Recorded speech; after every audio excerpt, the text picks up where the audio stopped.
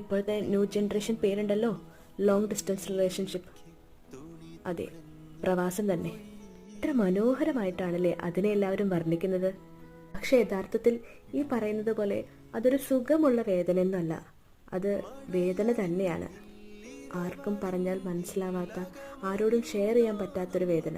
ഇത് 2 ജില്ലകൾ തമ്മിലോ 2 സംസ്ഥാനങ്ങൾ തമ്മിലോ ഉള്ള ദൂരമല്ല, അതിനും അപ്പുറം 1, 2, 3 വർഷങ്ങൾ കഴിഞ്ഞ് മാത്രം കാണാൻ സാധിക്കുന്ന, സങ്കടമാണെങ്കിലും സന്തോഷമാണെങ്കിലും അത് നമുക്ക് ഷെയർ ചെയ്യാനോ ഒന്ന് മെസ്സേജ് അയക്കാനോ, നമ്മൾ അയക്കുന്ന ടൈമിൽ അവർക്കത് എടുക്കാനോ, നമ്മൾ ആഗ്രഹിക്കുന്ന ടൈമിൽ അവർക്കതിന് റിപ്ലൈ തരാനോ ഒന്നും കഴിയാൻ പറ്റാത്ത അത്രയും ദൂരത്തിലുള്ള ഒരു ലോങ് ഡിസ്റ്റൻസ് ആണ്.